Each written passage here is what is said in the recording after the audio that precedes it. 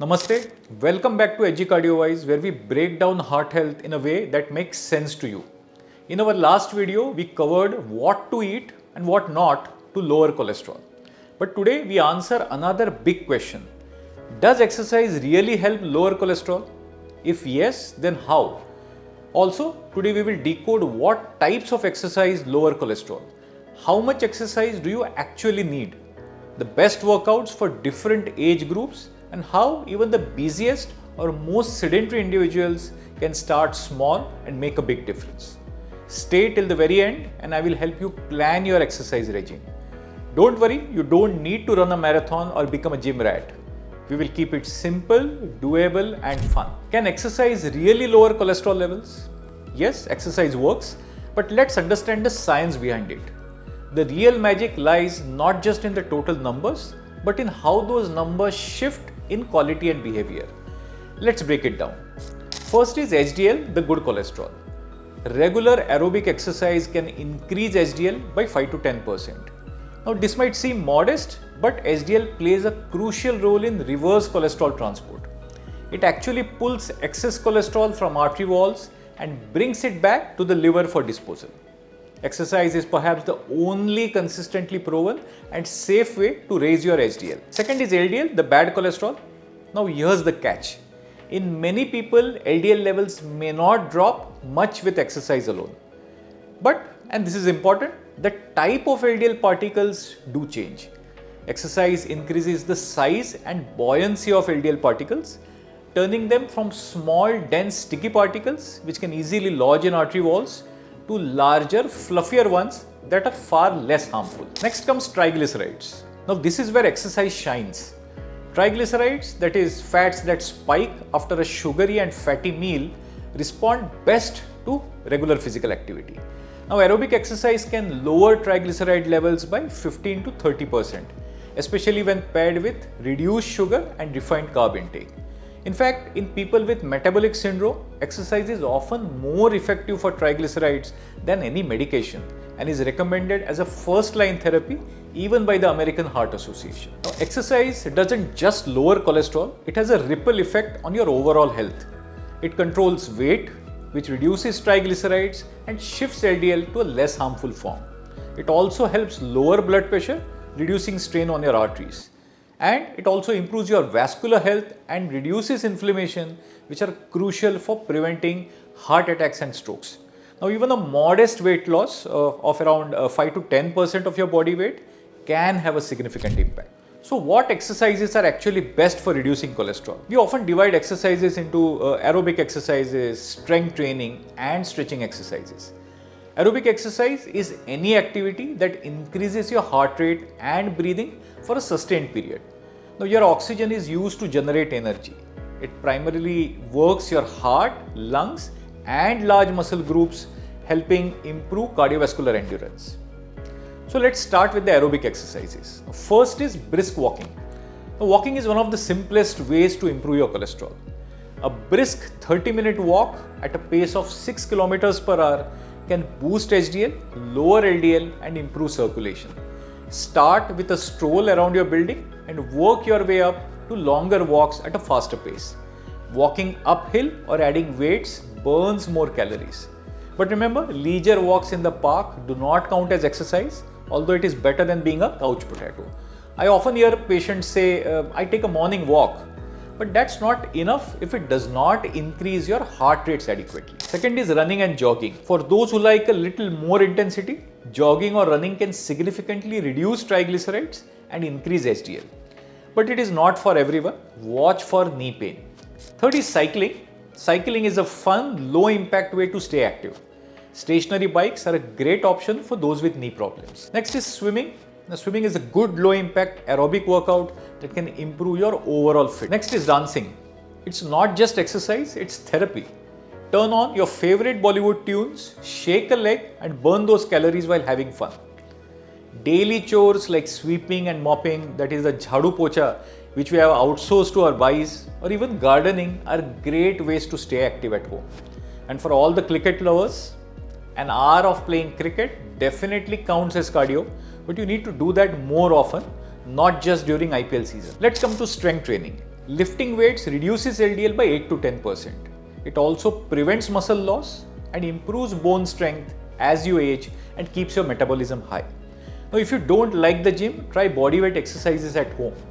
Resistance bands, push-ups, squats are great alternatives. A patient once asked me, does lifting groceries count? I told him it does, only if you do it with both the hands. Next comes yoga. Now, yoga just isn't about flexibility. It's a workout that reduces stress, reduces cortisol levels, improves circulation, and indirectly helps manage cholesterol. Try the Surya Namaskar. It's like a cardio plus stretching all in one. Okay, so how much should we exercise? The answer depends on the type of activity. The physical activity guidelines for Indians recommend 150 minutes per week of moderate intensity aerobic exercise or a cardio workout like brisk walking, cycling, swimming, dancing, Zumba, etc. Now, moderate intensity means your heart rate has to increase to 60 to 80% of your MHR or maximal heart rate. Now, MHR is calculated as 220 minus age. So, for a 40-year-old, heart rates have to rise to 110 to 145 beats per minute during a moderate intensity workout. Your breathing gets a little faster, you break into a little sweat and are able to talk but not sing during the workout. That's moderate intensity. To keep it simple, break down your cardio into small steps. 30 minutes of brisk walking 5 days a week is enough to make a difference. Or you could do 75 minutes per week of vigorous intensity exercise. That's running, cycling at higher workloads, HIIT workouts, or playing a sport. Now, high intensity means your heart rates increase to more than 80% of your MHR. That is more than 145 beats per minute for a 40-year-old. Now, please don't start with high intensity workout to cut down on time if you are just beginning. Now, we will discuss about the exercise plans for beginners in the later part of the video. An interesting option is to mix the two and even break it into 10-minute chunks. What's important is consistency. Along with aerobic exercises, you need 2 strength training sessions per week. Now, these are muscle strengthening activities involving major muscle groups. So, you could do it in the gym or at home using resistance bands or weights like dumbbells, barbells, etc. Now, many people think weight training is only for young gym goers, but for older individuals or people with knee issues, resistance training done in the right way can strengthen your muscles, protect your joints, and improve your cholesterol indirectly. Have you heard of NEAT, non-exercise activity thermogenesis? It's your daily movement beyond workouts. Walking to the store, pacing during calls, using stairs. It's underrated but powerful and also counts towards heart benefits. Exercise is powerful, but it's not one size fits all. Your exercise routine should match your age and fitness level. So what should you do? If you're just starting, begin your brisk walks and gentle strength training. Already active? Add cycling, HIIT or swimming.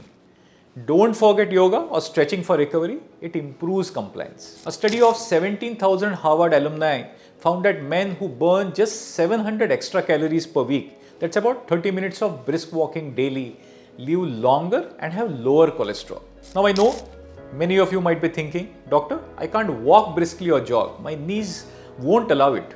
Well, you're not alone. This is extremely common in patients over 50 or with osteoarthritis. But the great news, you can still exercise effectively without straining your knees.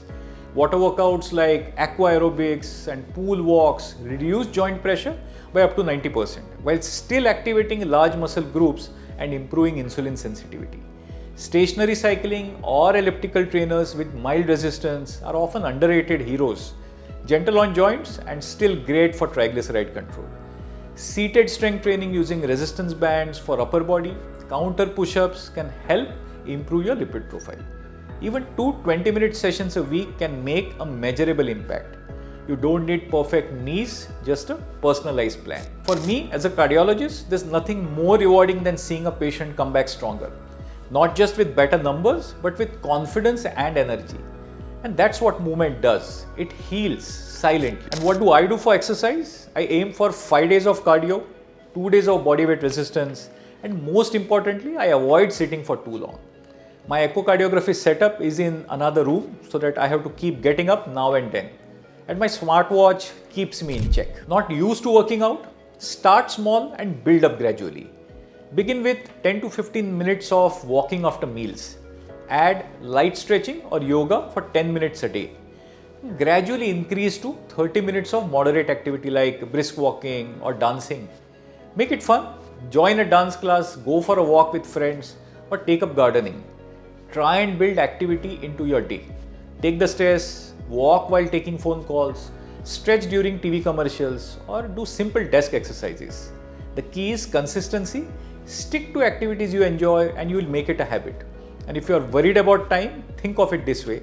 If you have 30 minutes to binge watch your favorite series, you do have 30 minutes to save your heart. It's also important to track your progress. Now here's how you can do that. Retest your cholesterol after 2 to 3 months of consistent exercise. Exercise in your target heart rate zone for maximum benefits. Now you'll find a link in the description box to calculate your ideal heart rate zones for exercise at various ages. Now your fitness trackers or even a simple pulse check can help you stay on track. Stay patient. Results take time. Stick with it for the long haul. And remember, small changes add up over time. Exercise isn't a crash course. It's a slow cellular shift. HDL production, triglyceride clearance and improved insulin sensitivity takes 6 to 12 weeks of consistent effort. And finally, please remember, calories burned don't equal calories earned.